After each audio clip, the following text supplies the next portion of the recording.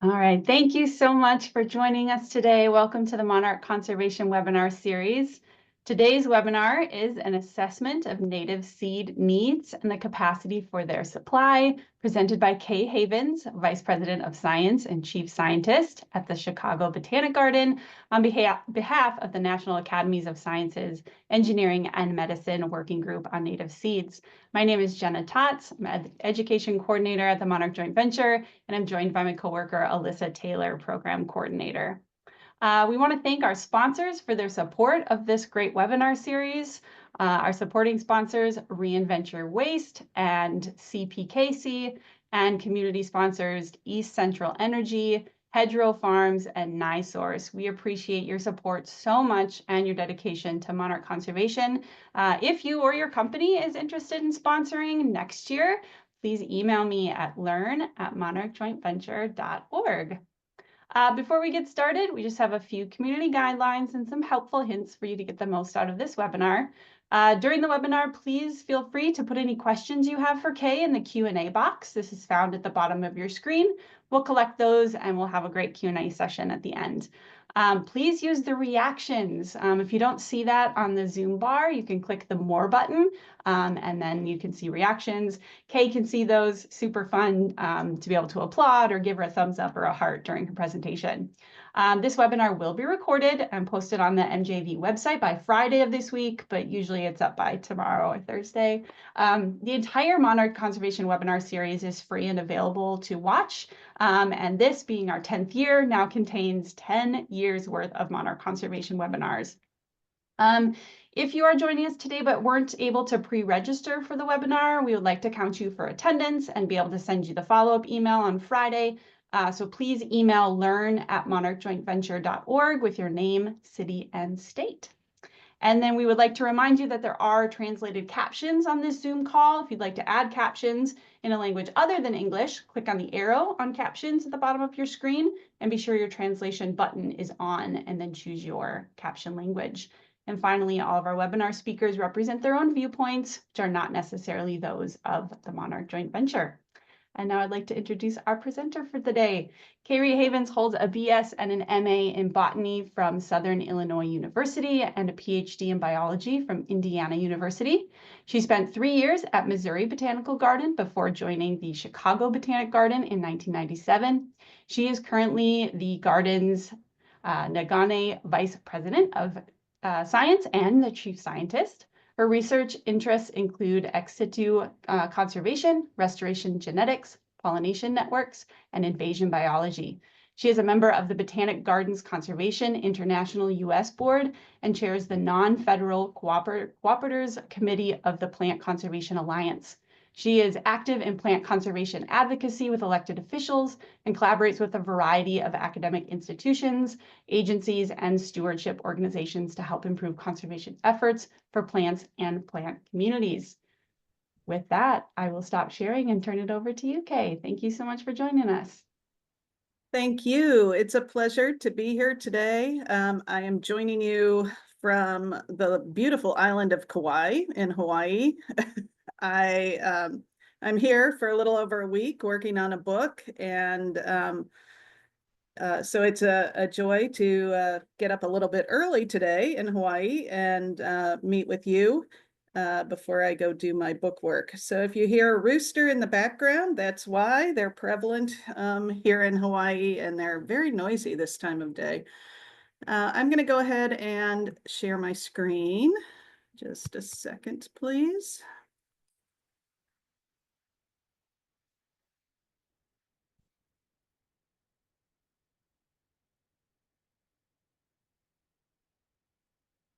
Oops, a little too fast there. Back we go. All right. So today I'm going to talk about what we're doing on a national level to improve the availability of native seed, focusing largely on the report that came out from the National Academies of Science, Engineering, and Medicine a few years back. But I'm also going to give you a little context before I dive into that, as well as what's happened since then. So, this group probably has a really good grasp on why native plants are so important. They're important food sources, not only for the monarch butterfly, but other pollinators and wildlife. They help make our landscapes more resilient to challenges they're facing due to climate change, increases in natural disasters, and more. And they help make those lands more aesthetic, give us a sense of place, and provide sites for recreation.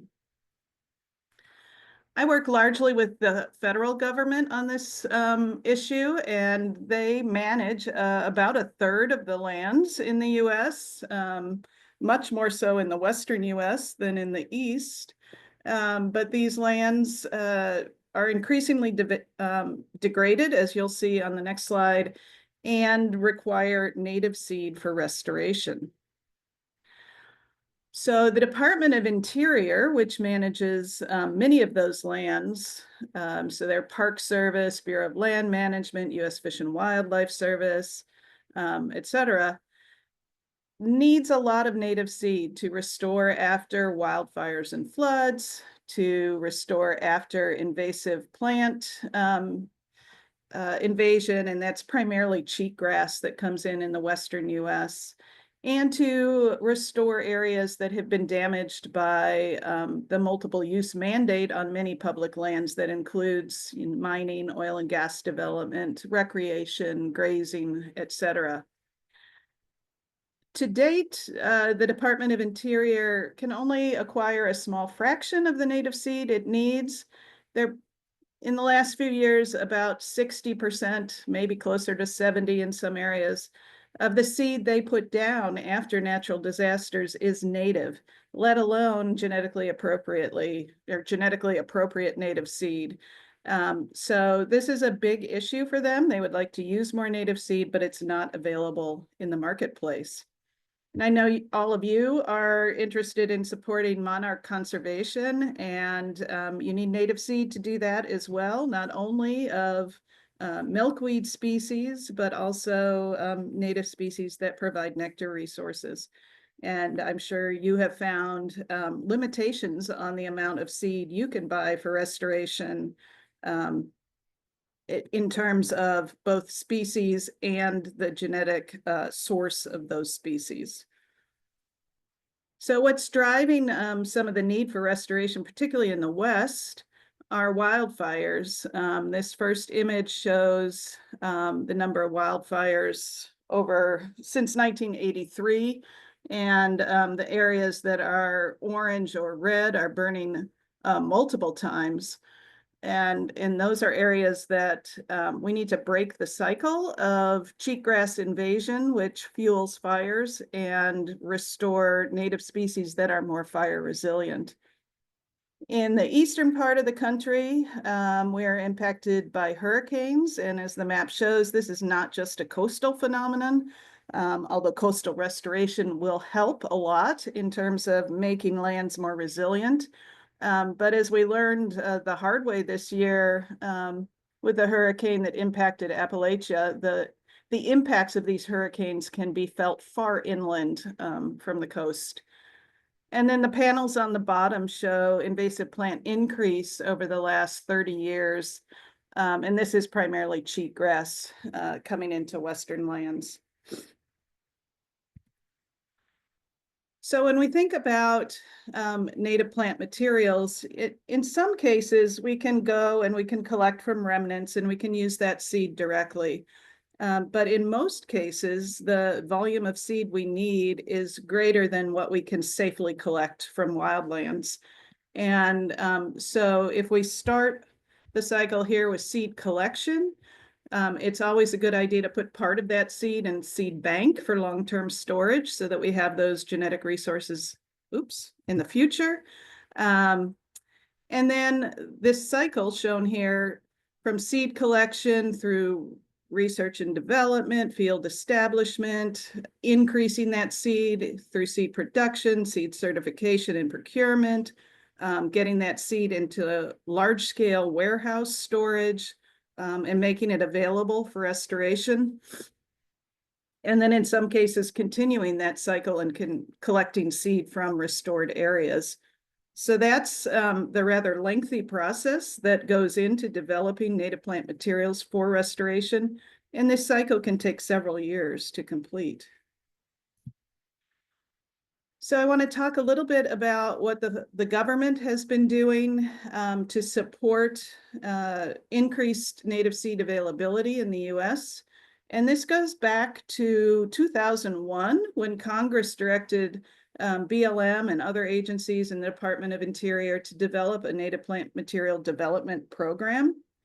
And part of that entailed writing the National Seed Strategy in 2015 and an associated business plan that provided the costs needed to implement that strategy.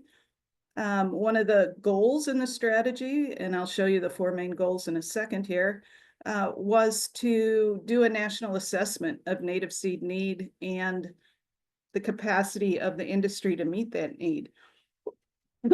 That was started in 2019, completed in 23. Since then, Department of Interior has done a Keystone Initiative action plan. We announced the National Interagency Seed and Restoration Center earlier this year, and planning for that center is currently underway.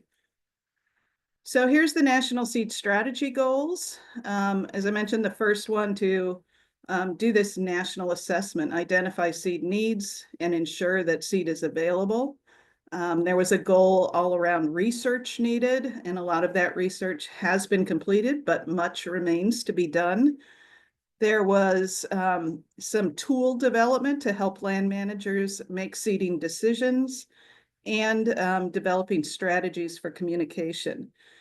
So that began in 2015. It is still underway. But the first goal has been achieved with this national assessment. And we completed this in, we released the report on January 24th, 2023.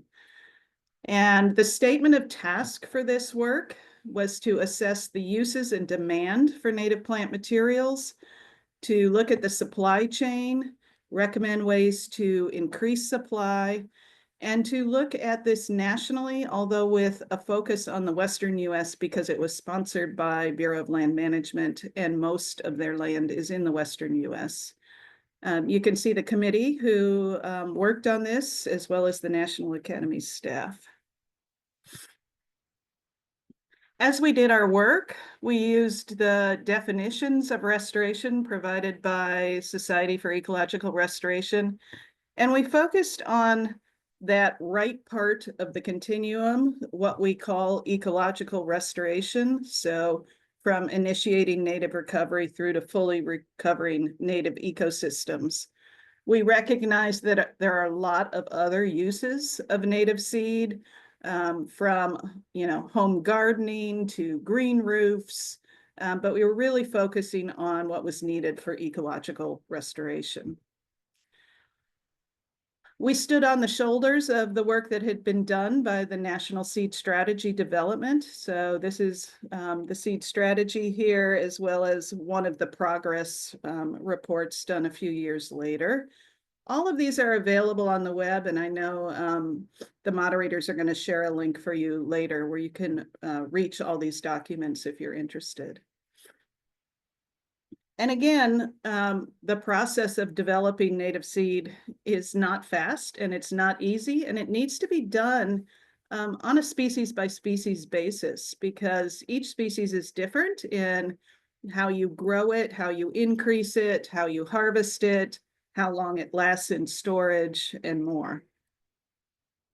We were focusing on genetically appropriate seed, and we defined that as seeds that are native to the region and from the same seed zone. And we use these provisional seed transfer zones developed by Bauer et al. In 2014 by the USDA Forest Service.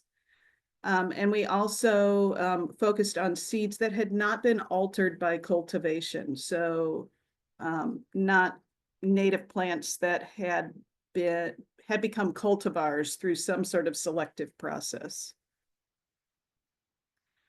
And our 4 years of work really boils down to this slide. That appropriate seeds are not available in the marketplace right now because they're not demanded. And this is a bit of a vicious cycle. And so our major recommendation was that the federal government needs to be a better buyer.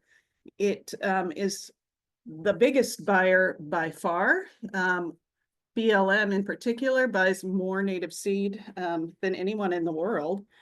And if they are consistent about what they want, if they don't accept substitutions, if they do this work with some advanced planning, and if they provide some technical assistance, that will create a more robust seed industry that benefits not only BLM and other agencies, but all of the smaller seed users in the country. So during this process, we interviewed or heard presentations from a lot of people listed here. And we also sent surveys to a number of seed industry folks, state users of native seed, so, departments of natural resources and such, as well as all of the major land management agencies. One of the things we asked is, what do you use native seed for? And interestingly, the creation of wildlife and pollinator habitat, were the top 2 uses of native seed by state departments of natural resources and similar. Below that came things like land restoration, soil protection, invasive species suppression, and more. We asked folks how important it was to use native seed for this work, and you can see that virtually everyone said that that was important. We divided some of our surveys into seed users in the western US, west of the Mississippi, and in the eastern US. We asked how important it was to have seed from their seed zone, the seed zone they were located in. And still, that was quite important for most users. And of a little less importance, but still overwhelmingly important, was to have certified seed. We asked why people accept substitutions if the seed that they want isn't available. And what we found out was that in most cases, it was because their preferred native was unavailable regardless of price or time. In some cases, things were available, but not in the time frame needed. And in some cases, things were too expensive. But in the vast majority of cases, they weren't available, period.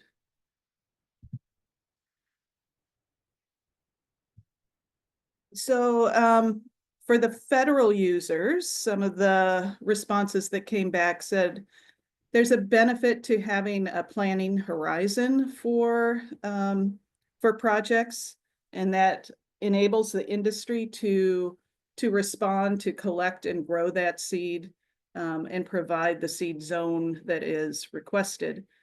With many natural disasters, there isn't that 3 to 5 year time horizon, but I do think we can get a lot better thinking about, if you go back to that slide that I showed in the beginning, how frequently an area burns.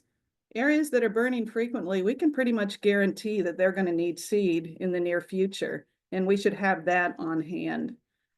Another thing the Fed said was there's a need for expertise in botany to inform seed selection. Many of the seed purchases are made by staff in, oil and gas development or mining, and they may not have the background in botany and ecology to make nuanced decisions about what seed is needed. And another problem that the industry faced is there's ambiguity about what local or genetically appropriate seed means. And if we could have a clearer set of definitions around that, it would help them. On the supplier side, suppliers overwhelmingly said they could meet native seed needs with guarantees that that seed would sell. So unpredictable demand was a big problem for suppliers. Also, there were some technical challenges for some species. Some species are just tough to grow or harvest. And in many cases, growers couldn't get the foundation seed, the stock seed, from an appropriate seed zone in order to develop that into an increased seed lot for sale. So those were the major challenges faced by suppliers. But as I mentioned, almost all of them, especially the big ones, the big suppliers, said they could grow and sell more plants if they knew they would have a demand for those plants. And so we developed 10 recommendations in our report. The first two are really the major ones. And I'll go through those in a little more detail, and then I'll mention quickly the remaining ones. The first here, we need federal interagency leadership. We need something like the National Interagency Fire Center that deals with wildfire across agency boundaries, state boundaries, political boundaries, and sets national policy priorities for wildfire. We need the same sort of structure for native seed and restoration. So we need a coordinating structure that will set policy for seed collection, seed use, seed sharing, priorities, will initiate eco-regional programs, will support training, research, will manage data, and will communicate. So that number one recommendation. Number two came with the recognition that seed is inherently a regional product. It should be collected and increased and used within an ecoregion. And so we need ecoregional partnerships or programs that coordinate these activities for a given region, recognizing that our needs in the upper Midwest are quite different than the needs in the Great Basin of the West, are quite different than the needs right here in Hawaii. And so each region needs its own set of federal and non-federal partners, folks from seed banks, botanic gardens, nurseries, academia, the industry, to figure out what's needed for their particular region. We also recommended that there be more support for tribal efforts. We understand that many tribes are having similar problems getting the seed they need to restore their lands, and supporting native plant nurseries and the use of traditional ecological knowledge in restoration is really important. And so whenever we're talking about these issues, we need to involve tribal leadership as well. We recommended that the federal government become a better customer and a better partner to the seed industry. They need to become reliable buyers. They need to share the risk. So when you think about that cycle of native seed development, and the fact that that can take 5 to 10 years to develop a new crop, the risk is on the supplier. And if they have a failure along the way, they have lost a lot of time, effort, money, and they only have something to sell at the very end of that long development cycle.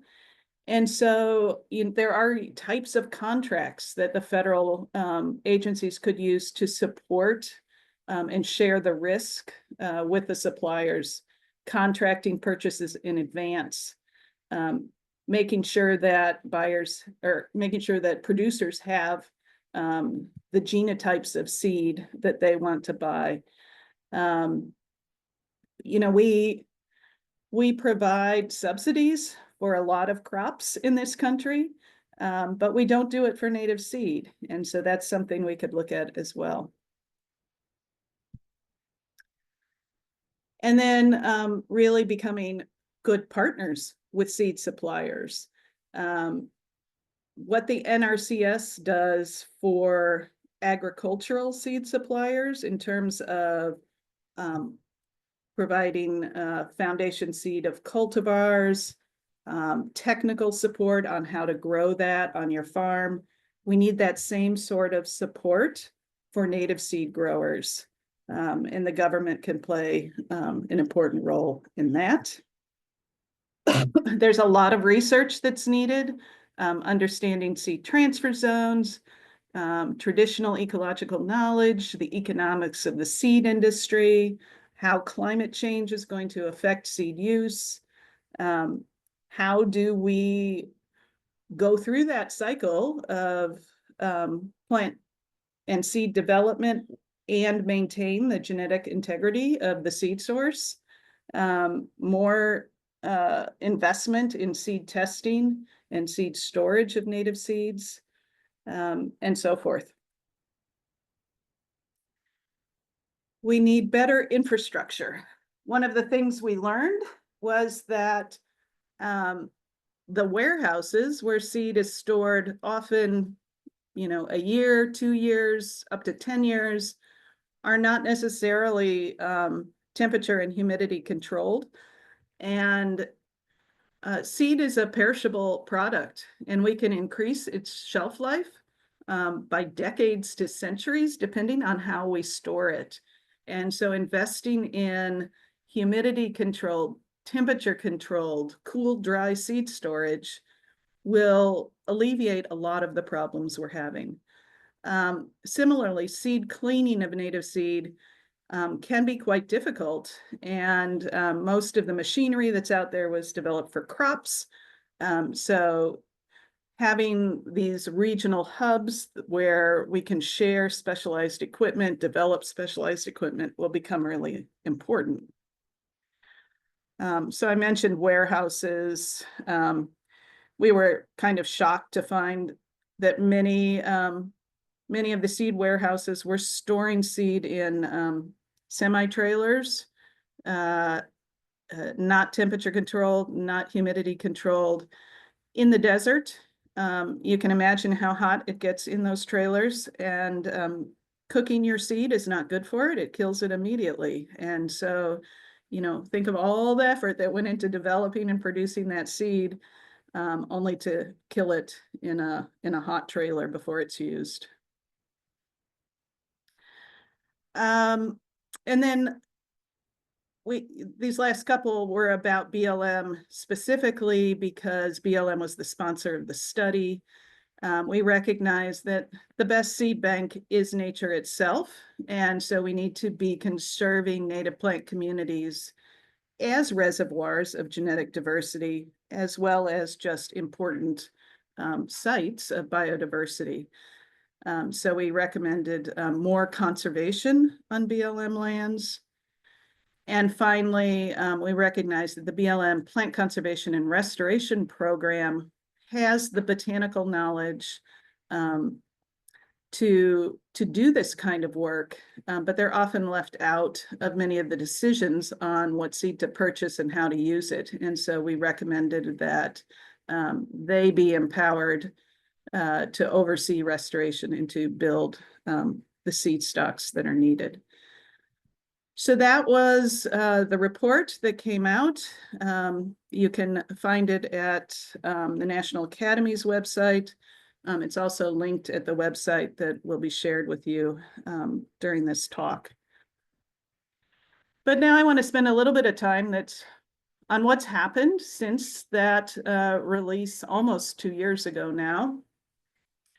And the Department of Interior did take this seriously. They developed a working group called the Seed Keystone Initiative that developed an action plan that built out the plans for implementation of this report. looked at ways to improve the supply chain for Department of Interior agencies, and invested in eco-regional and tribal partnerships. So just this year, we had an announcement by Secretary of the Interior, Deb Haaland, to create a National Interagency Seed and Restoration Center. Hooray. The Keystone Initiative team continues its work. We've been hired to lead a planning effort for the National Interagency Seed and Restoration Center and a Seeds of Success Native Seed Bank. We have a location for that seed bank at the Federal Center in Denver. We spent some time there a few weeks ago. We'll still do backup storage at the USDA facility in Fort Collins, and that's the picture on this slide. Because it's always good to have eggs in multiple baskets. So we want some seed storage in Denver, some in Fort Collins, just in case of some sort of natural disaster. We delivered the specs on a new seed bank focused on native seed to the Department of Interior just a few months ago. We are continuing planning through this next year. And we've worked with Senator Hirono and Representative Mike Quigley on a bill, and I'll go into that in a little more detail, that would fund this work. So the center is really important because it will provide coordination for research, for native seed development, on how to use native seed. It would coordinate this national network of ecoregional seed hubs that will involve appropriate partners in each part of the country, be they botanists, the seed industry, restoration folks, land managers, tribes, and the private sector. And it will promote these partnerships and help us be better buyers to the seed industry. And all of this could be funded by a bill that was introduced about a year ago, last March, I believe, called the National Interagency Seed and Restoration Center Establishment Act. And this bill recognizes that we have an urgent shortage of native seeds, that we need them for restoration, that this will make our land more resilient, and it will provide long-term funding for this National Interagency Center and the ecoregional programs to make sure we get the right seed in the right place at the right time. And so with that, I'll stop sharing and we'll take your questions. But I just want to acknowledge that this is not all my work by any stretch. A lot of people have helped, including the NASEM report team, Vera Smith, Becky Barak, Jessa Finch, Patty Vitt, Shannon Still, Andrea Kramer, Marcella DeVitas, Rob Bradner, and Peggy Olwell. So I will stop my share. There we are. And yeah, I'd be happy to answer any questions about what we hope is next. Great, yeah. Anything that, any questions about what I presented? Yeah, just a reminder, go ahead. Yes, lots of clapping. Thank you. I love those. I love those emojis. If you've got any further questions, go ahead, participants, and continue to put those in the Q&A. If we don't get everything answered, I'll send the rest of them over to Kay and include those in the follow-up email. All right, we will start at the top. Are there any fears that work will not be able to continue, meaning less funding, changing priorities with the upcoming changes in the federal government? Yeah, I did anticipate that question. And yes, we do have fears. Much of this work, getting it started anyway, has been funded by the Inflation Reduction Act and the Bipartisan Infrastructure Law, BIL, IRA. There is a fear that any remaining bill and IRA funds will be clawed back by the new administration. there is a fear that there will be less support by the new administration.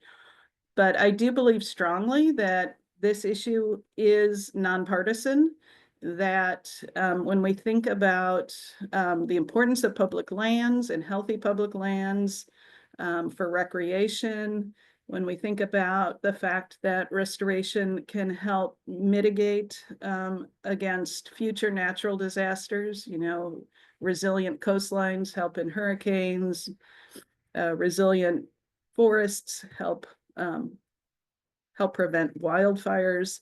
So, I mean, I think we can make the case to just about anyone, but of course we do have fears. Well, let's hope it continues to be a bipartisan issue. Yes. Is the National Interagency Seed and Restoration Center poised to become an effective tool like the National Interagency Fire Center? I fully believe that it will. It is being developed under the Department of Interior agency called ORDA, which is Office of Restoration or Recovery. I'm not sure what the R is for, and Damage Assessment. And so they're the office that accepts money after a natural disaster and helps funnel it for the restoration of that land. A lot of their work in recent years has been responding to the oil spill in the Gulf and restoration along the Gulf shoreline. So this is fully in their wheelhouse, and I believe that that they'll be good stewards of this work. Great.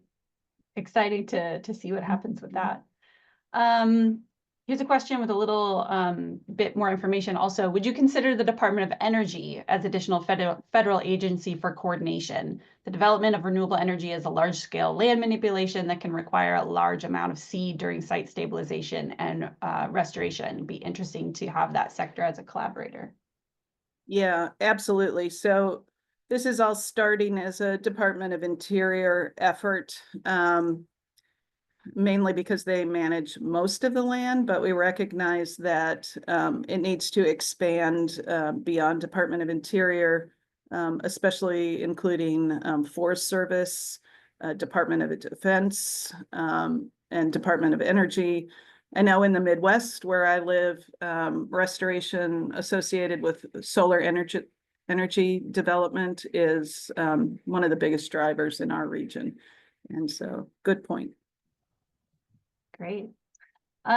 This question was upvoted. If property owners have local native plants that might be needed for seed, is there a way to coordinate getting seeds from private lands?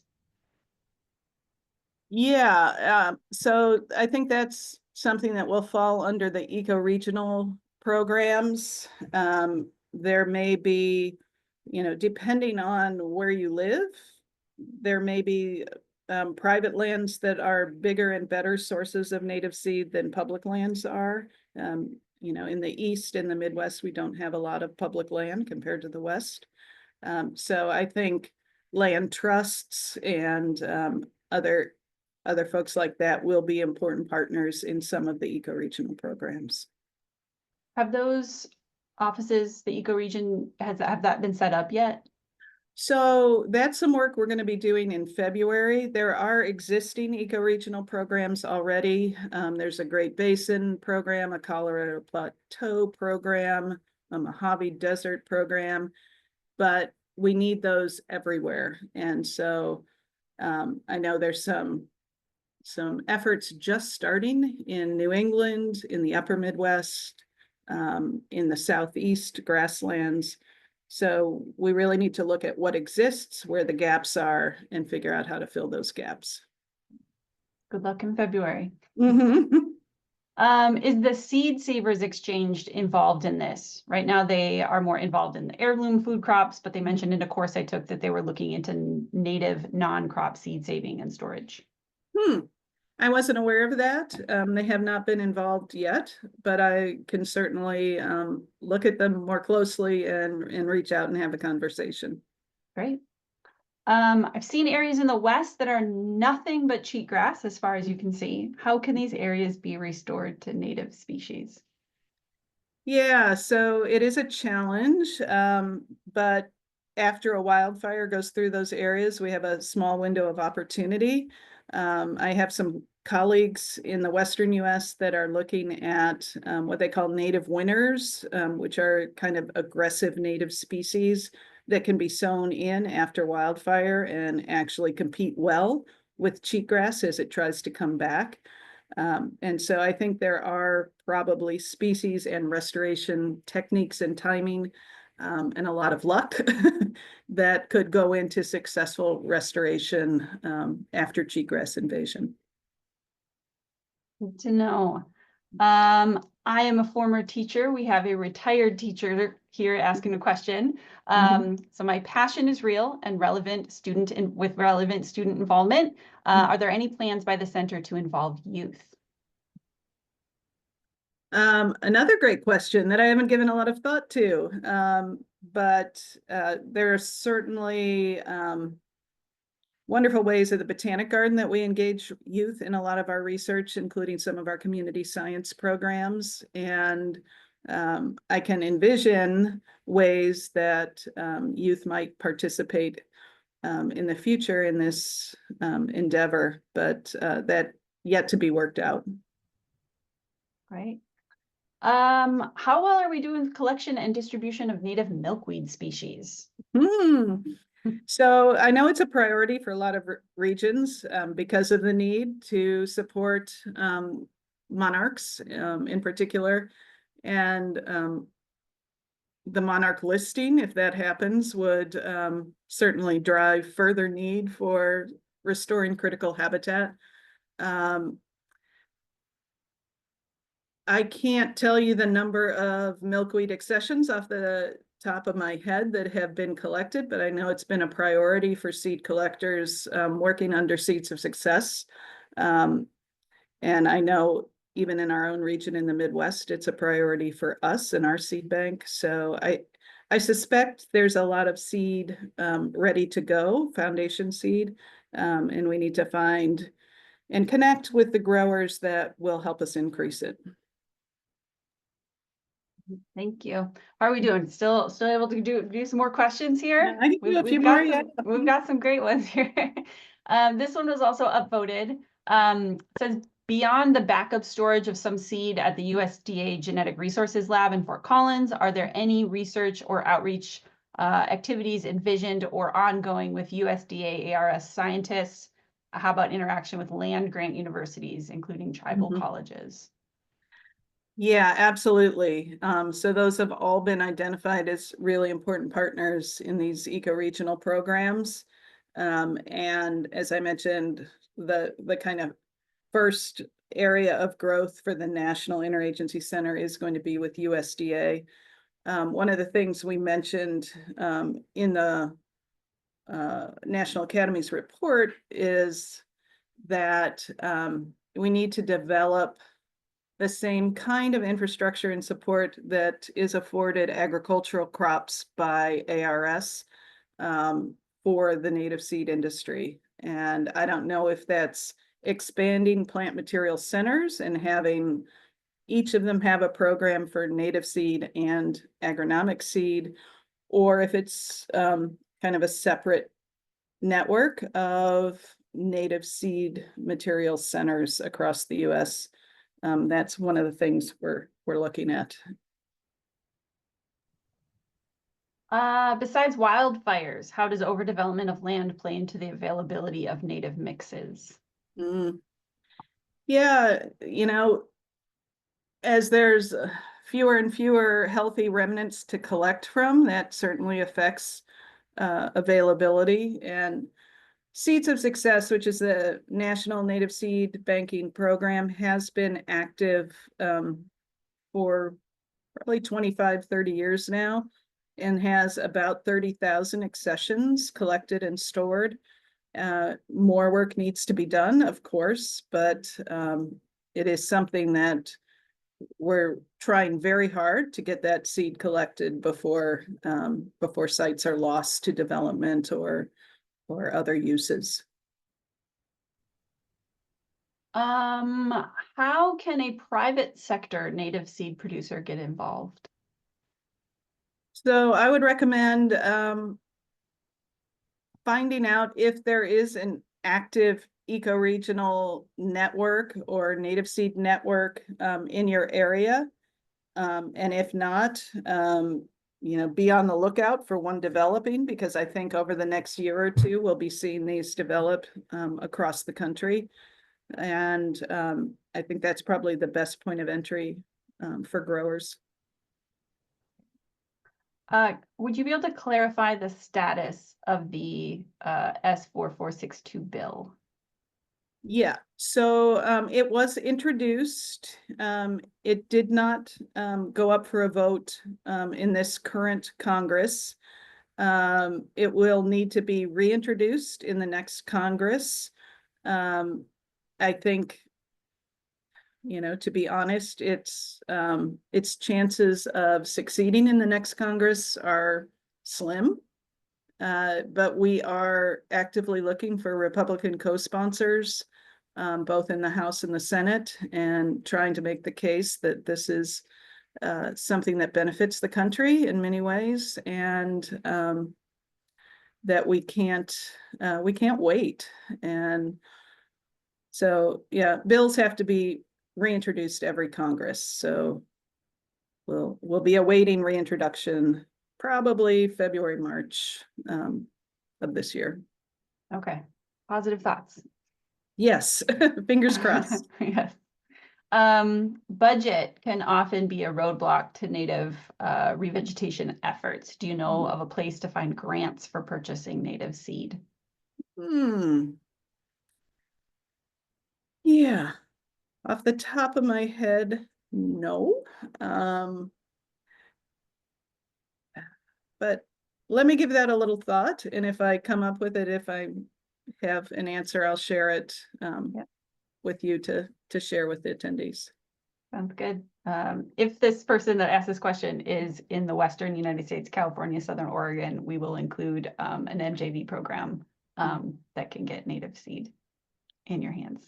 You gotta have a bigger plot of land, not huge, but I will include that in the follow-up email. Yeah. Does Pollinator Partnership have a program? They may. I'll scour that one. Mm-hmm. See if we can include something for that. We've got about 4 or 5 more. If you're willing. Yeah. Cool. Does the DOI involvement help individual state programs for seed acquisition in the form of farming and storage? Sorry, can you read that again? Yeah. Does the DOI involvement help individual state programs for seed acquisition in the form of farming and storage? Yes. So the DOI ecoregional hubs may have storage that states can share. And certainly cleaning facilities that could be used by smaller agencies and landowners. So it's really, again, through those ecoregional partnerships that support for states will be provided. Question about seeds specific. How long are seeds viable? I know that can be dependent, but what might be the maximum number of years? So it depends how they're stored. Kind of the thumb rule is every degree of temperature that you decrease the storage, and every percent of humidity that you decrease increases seed life. Dry and frozen seeds can last decades to centuries. Particularly things like legumes, maybe even thousands of years. Wow. But in adverse conditions, in a very humid area, at room temperature, or subjected to heat, not very long at all. So it really depends on how you're storing those seeds. Right. Hopefully we can have some more humidity temperature controlled facilities. Yes. How can local volunteers get trained to do seed collection? Oh, that's a great question. I know a lot of botanic gardens offer information on that. We have offered over the last 25 years internships for folks who want to get involved in seed collection. Many native plant societies may also have information and training, or get involved with a smaller landowner in your region. So for us in Chicago, Forest Preserve District of Cook County or Lake County or any of the collar counties have volunteers that they train on native seed collection. So there may be an opportunity with a smaller a regional landowner to get some training. Will letters to our congressman help with the bill? Absolutely. So, you know, be on the lookout for reintroduction sometime in the spring. And when you see it, definitely a letter to your elected officials will help. We at MJV will try to keep a pulse on that one and, Yeah. and post some updates when we see it. Obviously, an important thing for monarchs, for milkweed, as well as the more part, monarchs and more we often talk about. So Right. absolutely. Well, great. There's a couple more, but I think we're reaching the end here. Thank you so much for answering all of those wonderful questions. You are a wealth of knowledge, and we can't thank you enough for your wonderful presentation. This has been quite wonderful. Thank you to everyone participating today, for your questions, for your emojis. I know in a webinar it can be somewhat difficult to participate, but we thank you.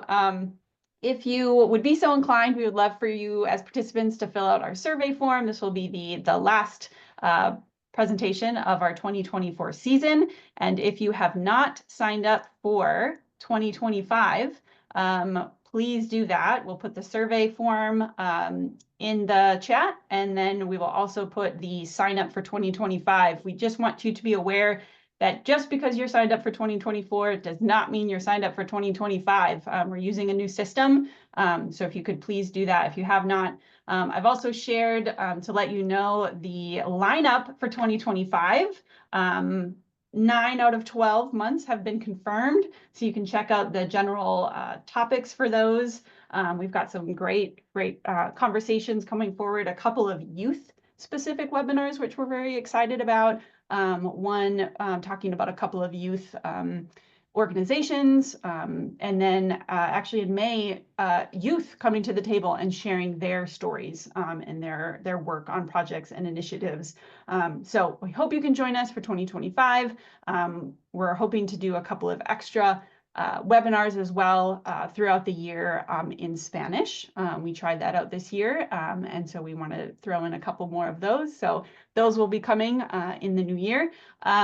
But we really hope you join us for our first webinar in 2025 on January 28th at 1:00 p.m. Central, Monarch Butterfly Conservation on DoD lands. This is with Stephanie Hertz, the Recovery and Sustainment Partnership Coordinator for the Department of Defense, and Mercy Manzanares from Monarch Joint Venture. So thank you all so much. Thank you again, Kay, and we hope you all have a wonderful day and a Happy New Year. Thanks.